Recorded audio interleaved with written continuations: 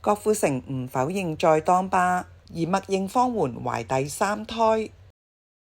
郭富城同老婆方媛婚後育有2女。早前方媛喺社交網分享同媽咪一齊慶祝母親節嘅照片，其中一張佢坐喺度，用雙手捧住塊面。有網民指佢腹部微凸，疑似懷有第3胎，仲留言追問佢，但佢一直未有回應。為日前成成到訪小學同師生大合唱金曲《強》之後，受訪 TVB 娛樂新聞台時，未有否認有關傳聞，疑似默認將在當爸。被問到老婆被瘋傳懷有第3胎，成成首先多謝網民關心，佢表示一直認為小朋友係上天恩賜嘅禮物，係好感恩嘅事，但佢又唔會回應太多。問到2個女會唔會話想要細佬或者細妹，佢話冇問。至於有冇呢個計劃，成成強調要順其自然。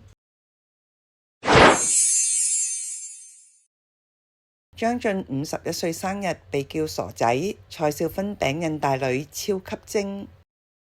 張晉尋日51歲生日，蔡少芬喺微博分享一家人為老公慶生嘅相，留言陪伴老公生日第22年，今年過得特別感動，仲好珍惜每個共度嘅時光，感謝有佢呢個好老公同埋好爸爸，讓佢付出愛又被愛，2個都好幸福。最後祝生日快樂傻仔。當中最吸睛嘅係一家5口嘅合照，向來佢哋就係顏值超高嘅一家，2個女似媽咪，仔仔似老豆。照片中挨住爸爸背後對鏡甜笑嘅14歲大女張楚怡，獲網民大讚，簡直就係蔡少芬翻版，一個拇指刻出嚟咁。